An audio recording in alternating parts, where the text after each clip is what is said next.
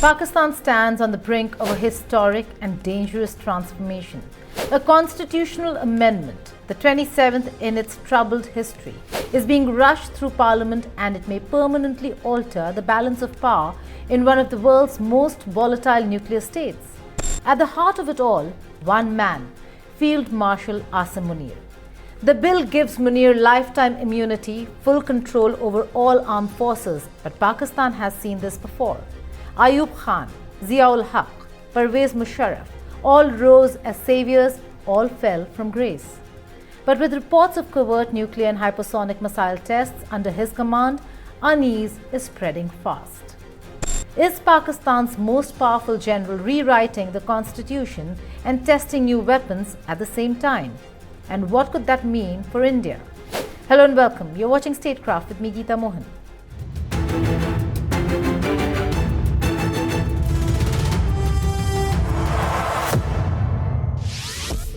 The 27th Constitutional Amendment may sound bureaucratic, but its implications are seismic.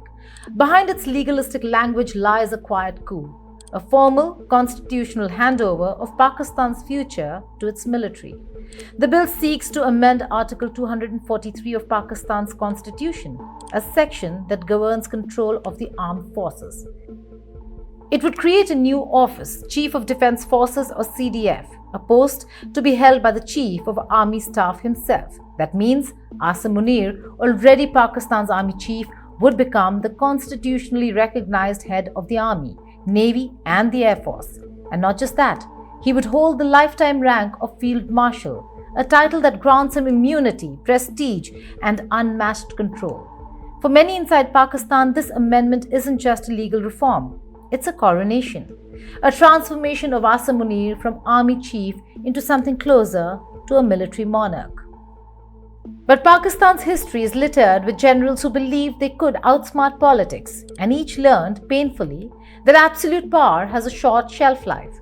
General Ayub Khan seized control in 1958, promising guided democracy.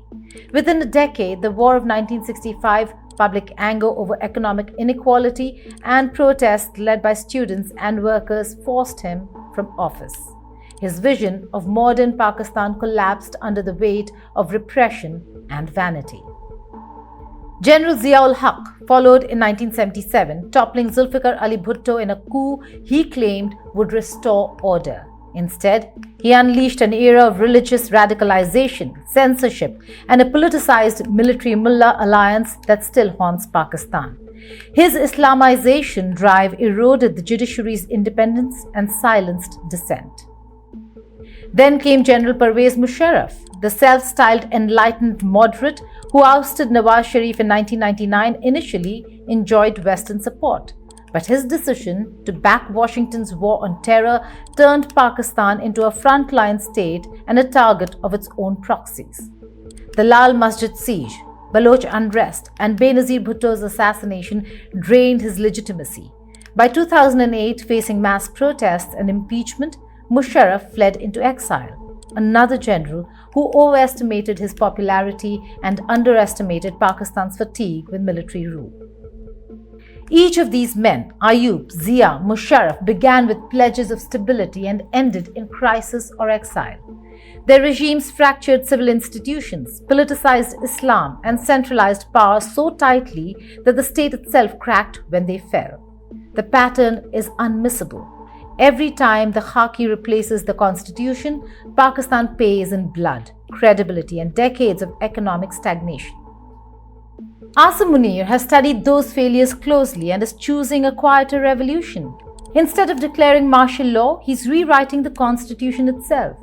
The 27th Amendment gives him lifetime rank, legal immunity, and control of all three services, but cloaks it in parliamentary approval. It's a coup wrapped in legality, a general learning from the ghosts of his predecessors that power must now be constitutionalized, not seized. Munir's power grab is not just another chapter in Pakistan's long history of military takeovers.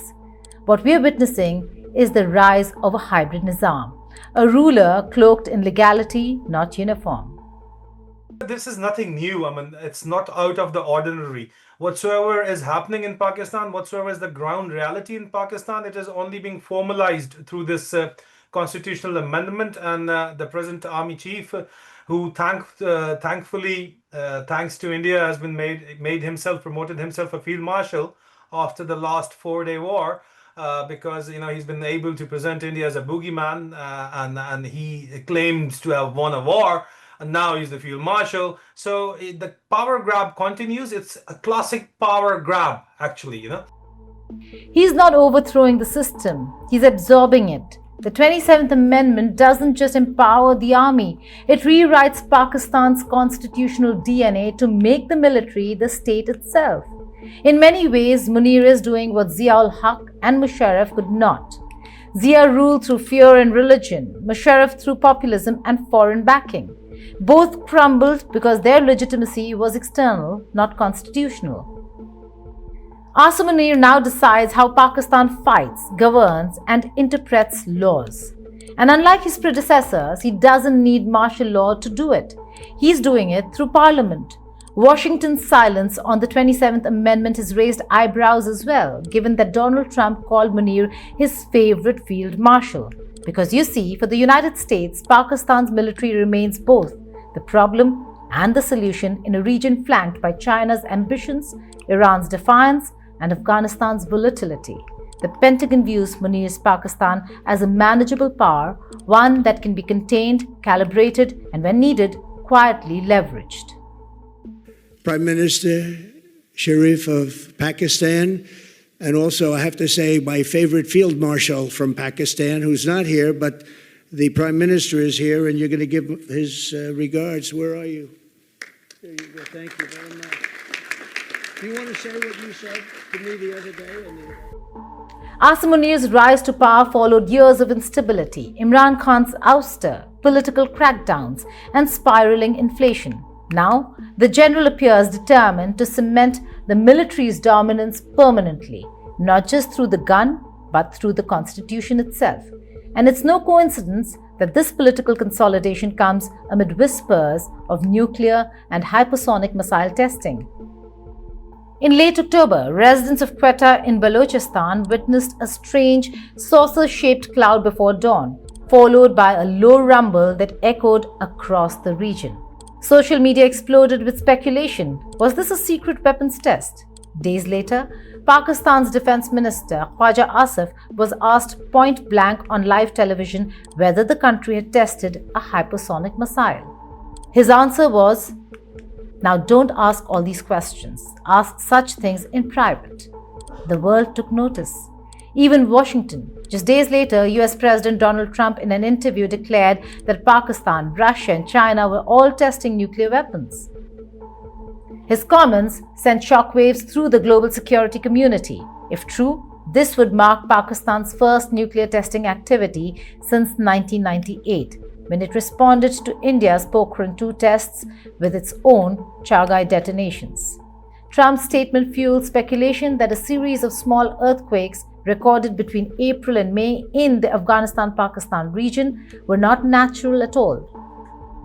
They were between 4 and 4.7 on the Richter scale, almost identical to the seismic readings from Pakistan's nuclear tests in 1998. Was Pakistan quietly testing its nuclear arsenal again? And if so, who gave the orders?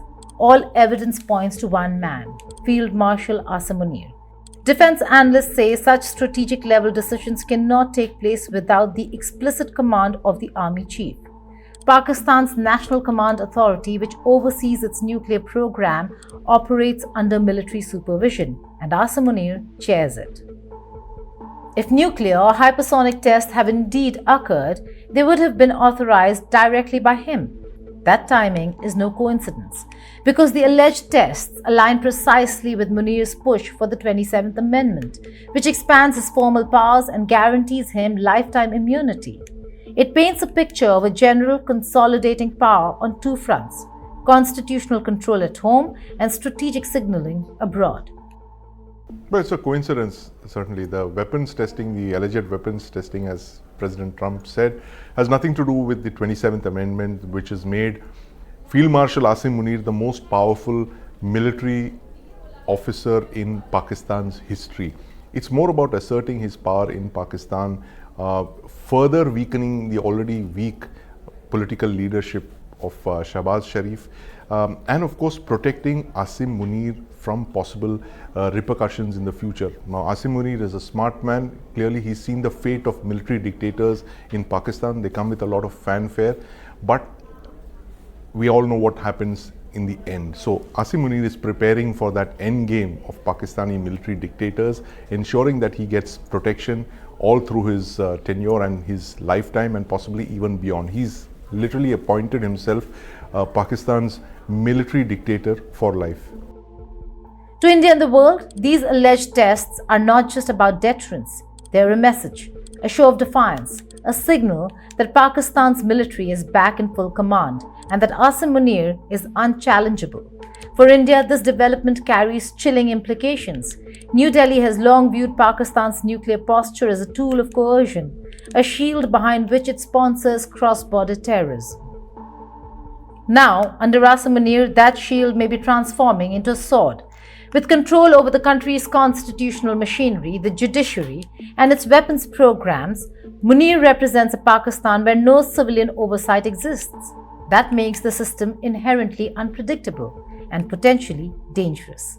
India's Ministry of External Affairs was quick to respond to Trump's claims, reminding the world of Pakistan's long record of nuclear smuggling and proliferation. Spokesperson Randhir Jaiswal cited the infamous Abdul Qadir Khan network, which once sold nuclear secrets to North Korea and Iran. India, in other words, has taken note and is watching closely. Clandestine and illegal nuclear activities are in keeping with Pakistan's history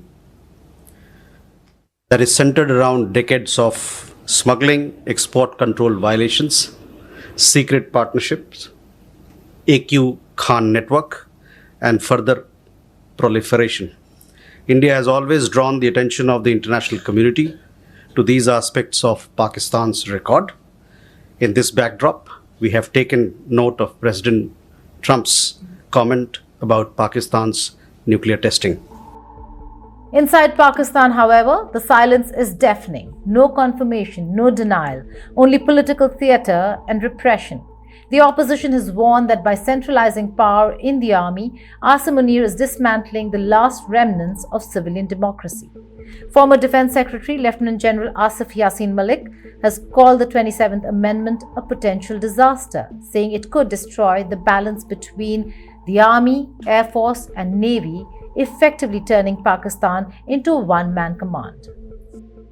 Now, this isn't the first time Pakistan's generals have rewritten the law to legitimize their power. In the 1980s, General Zia-ul-Haq introduced the infamous 8th Amendment, transforming himself into a quasi-president for life and embedding the army deep into governance. But Asim Munir's maneuver is even more ambitious. Zia needed martial law to rule. Munir is doing it through parliament. His rise from intelligence chief to field marshal has been swift and calculated. He removed rivals within the military, silenced dissenting judges, and now seeks to make his control legal, permanent, and irreversible. By combining this constitutional dominance with reports of new weapons testing, Munir is sending a clear message to the Pakistani elite, to India, and to the world. The army is Pakistan, and Pakistan is the army.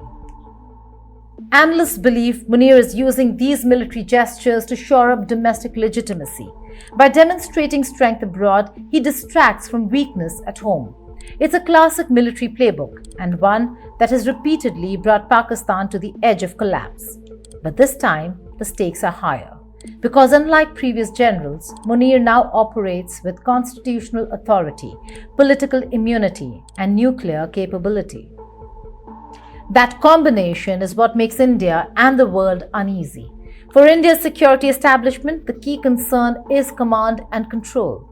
If Pakistan's nuclear and hypersonic programs are being expanded under Munir's personal supervision, it raises serious questions about strategic stability in South Asia. Hypersonic missiles capable of traveling 5 times the speed of sound drastically reduce reaction times. They can evade most existing defense systems, including those deployed by India. And in Pakistan's case, where the line between military strategy and political messaging often blurs, such systems could be used for nuclear signaling, not deterrence. That means even a test or a rumor of one could escalate tensions dangerously fast. India's doctrine of credible minimum deterrence is designed to avoid arms races. But with Pakistan appearing to test new nuclear delivery systems under Munir's command, New Delhi may have no choice but to reassess its posture, both militarily and diplomatically. Diplomatically, India's approach has been to expose Pakistan's duplicity, its nuclear ambitions, its terror links, and its economic mismanagement. By highlighting Trump's remarks and Pakistan's refusal to clarify them, New Delhi is positioning itself as the responsible actor in the region. Asim Munir's Pakistan is not the Pakistan of old generals like Musharraf or Zia. It's a more centralized, opaque, and ideologically hardened state, one where the military not only rules but owns the narrative. Through the 27th Amendment, Munir is ensuring that no court can challenge him, no civilian can overrule him, and no future government can unseat him. He will be Pakistan's Field Marshal for life and the de facto commander of its nuclear and hypersonic arsenal. This is the new phase of Pakistan's power, a constitutional dictatorship with nuclear teeth. As Pakistan's Senate prepares to pass the 27th Amendment, the world is witnessing the birth of something extraordinary and dangerous. A military that no longer hides behind civilian facades, a general who commands both the constitution and the nuclear button, and a nation where secrecy and sovereignty now mean the same thing. Field Marshal Asim Munir has made his move, and as reports of nuclear and hypersonic testing swirl, one truth becomes clear. Pakistan's future, for better or for worse, is now firmly in the hands of its most powerful soldier. Thank you for watching Statecraft.